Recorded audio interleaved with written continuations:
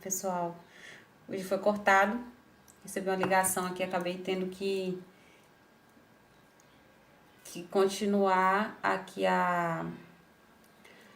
o vídeo, outro vídeo para vocês, tá? Mas não vai atrapalhar, eu também não vou excluir a aula que já passou no vídeo anterior. Então, a gente falou sobre beta-bloqueadores agora.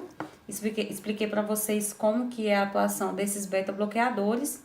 E aí, eu quero falar para vocês agora sobre os inibidores da enzima conversora de angiotensina, tá? Que são os inibidores da ECA. Pessoal, o que eu quero falar para vocês, né? O que eu quero trazer para vocês quando a gente fala sobre os inibidores da ECA. Ele já vai ter uma ação um pouco mais específica e bem diferente do que a gente viu nesses outros fármacos, né? Por exemplo, o diurético, ele estimula a eliminação do volume, do excesso de volume. Os simpaticolíticos, eles vão atuar nos receptores adrenérgicos, nessa função simpática do corpo, que eu expliquei qual é. Já os inibidores, tá, da ECA, que é essa enzima conversora, a enzima conversora de angiotensina, ela vai ter uma ação mais específica lá no sistema renal, tá? Por quê? Porque a enzima conversora de angiotensina, ela vai ter a atuação no sistema renal. Beleza?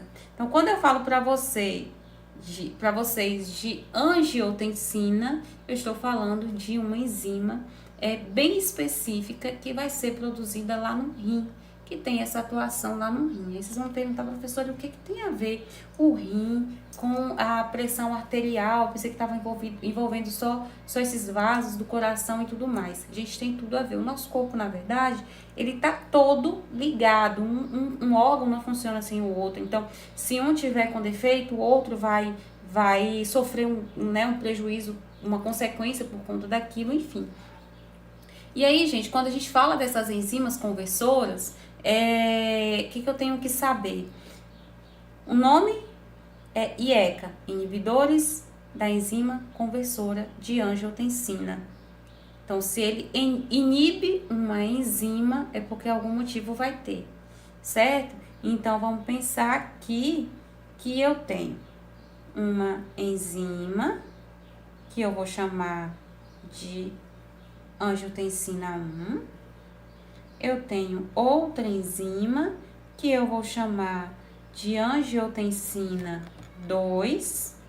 E eu tenho um produto final, tá? Que eu vou chamar de aldosterona. E é lá que eu vou querer chegar, certo? Então, eu tenho uma enzima que se chama angiotensina 1. Eu tenho outra enzima que se chama angiotensina 2. E eu tenho um produto final que eu vou chamar de aldosterona. No normal, como é que isso acontece? Eu tenho, primeiro, a liberação da angiotensina através de algo que estimula, certo? Eu preciso de uma enzima específica que vai estimular a angiotensina 1. É como se a angiotensina estivesse aqui dormindo. Tá ali, dormindo, quietinha. Vem alguém, bate na porta dela e ela se ativa. É basicamente isso aí, tá? Por que eu falo de conversora? Por que eu falo de conversora? Porque primeiro eu tenho um estímulo. O estímulo libera a angiotensina 1. A angiotensina 1 foi ativada, automaticamente ela converte a angiotensina 1 em angiotensina 2. Somente na presença da angiotensina 2 é que eu vou ter a presença de um hormônio chamado aldosterona, tá? Entenderam essa parte? Tentem voltar o vídeo, se vocês não entenderam. A partir do momento que eu tenho um produto final, que é a aldosterona, aí é que o babado vai acontecer.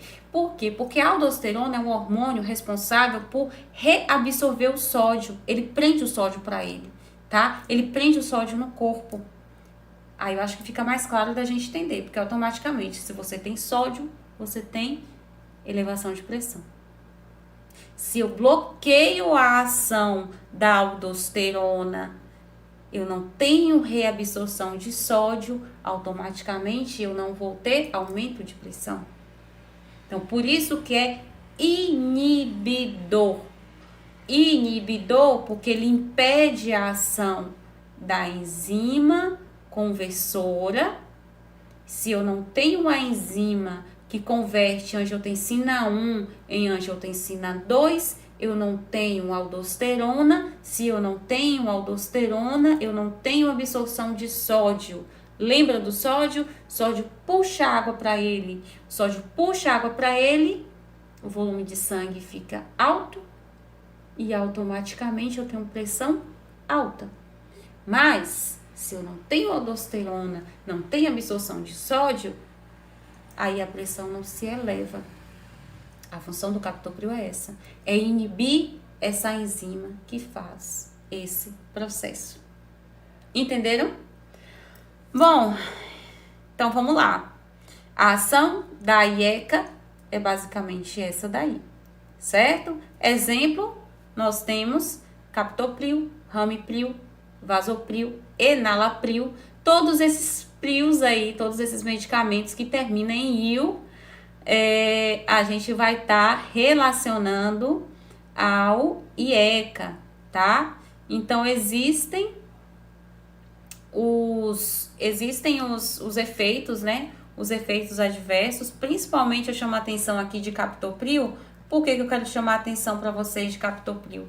Porque o captopril, ele é um medicamento que, por exemplo, ele causa muito desconforto relacionado à tosse, tá? Existem alguns casos, né, alguns artigos mais recentes que têm falado da ação do captopril no sistema renal, que é contestado, mas principalmente esse desconforto relacionado à tosse, certo?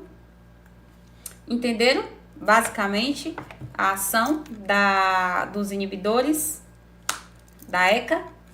Então, passamos então para os vasodilatadores, tá? Os vasodilatadores, então a gente já falou sobre vasodilatação, então acho que fica mais fácil da gente conseguir assimilar, né, o processo de vasodilatação. Então, lembrando, que eu tenho um vaso, tenho sangue para passar, e aí o vasodilatador ele vai atuar basicamente aqui, nesse vaso. Ele vai fazer o que? Ele vai estimular, como se fosse uma elasticidade do vaso, para ele se adaptar ao volume de sangue que vai passar aqui e automaticamente ter o controle da pressão, certo? Então, existem vasodilatadores que atuam de forma bem direta. Eu falei mais cedo do Nipride, né? Que é o nitroprussiato de sódio. Ele tem essa função de aumentar o espaço do vaso e o sangue passar com esse conforto melhor. Então, ele diminui a resistência vascular, ele também tem uma outra ação que é diminuir o débito cardíaco e também ele tem a ação de diminuir o volume de sangue, certo? Bom, ele tem uma ação muito rápida, muito utilizado em casos de pico hipertensivo, emergências hipertensivas. Então, geralmente o paciente, quando tem um nível pressórico descompensado, é formidável o uso, tá? De um vasodilatador.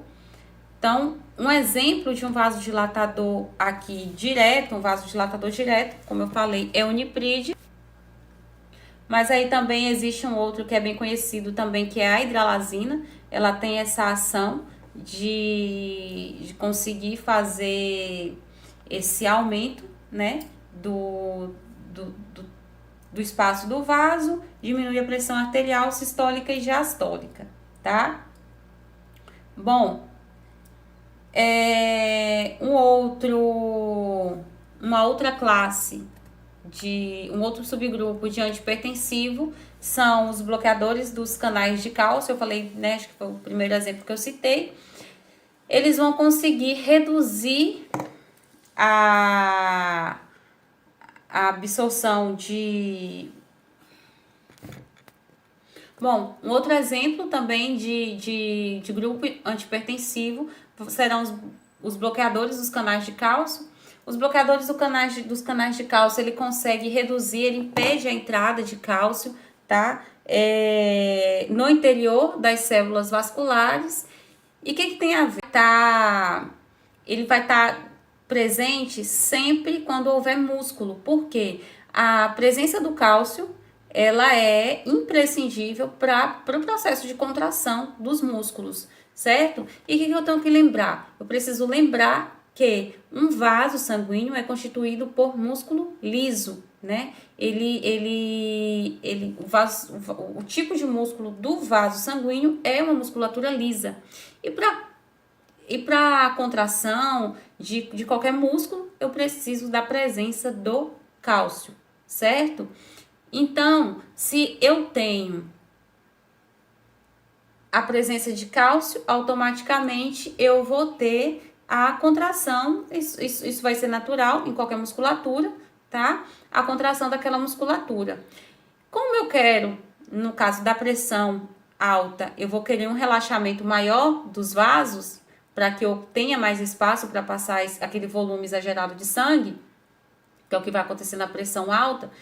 Um medicamento que bloqueia os canais de cálcio, ele vai fazer o quê? Ele vai impedir a entrada do cálcio naquela célula, automaticamente não vai ter cálcio para contrair aquele tecido, vai ter o quê? Então, o contrário, vai ter um relaxamento.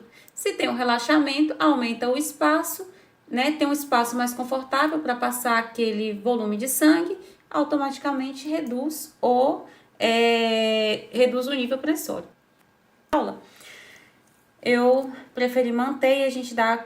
E, por último, tem os antagonistas dos receptores da angiotensina, que são medicamentos que impedem a ação da angiotensina, tá?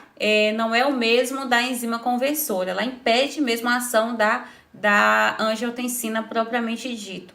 Então, em específico, existe a losartana, tá? Ela consegue fazer a redução da pressão arterial através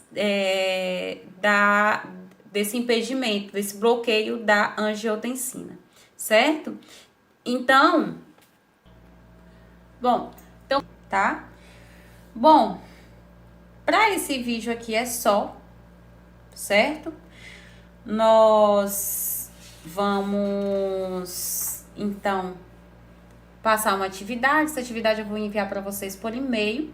Eu espero que tenha ficado claro esse vídeo, tá? É um conteúdo mais denso, é um conteúdo um pouco mais extenso. Se não der para assistir tudo de vez, assiste primeiro uma parte, depois a outra parte. O importante é que vocês consigam assimilar, né? Dessa forma. Qualquer dúvida, me avisem. Qualquer coisa, mande para mim por e-mail, pelo WhatsApp. Vocês têm essa abertura, tá bom? Então, fiquem com Deus, uma boa semana para vocês, bons estudos, fiquem em casa e sigam todo aquele protocolo de cuidados, tá? Um beijo para vocês.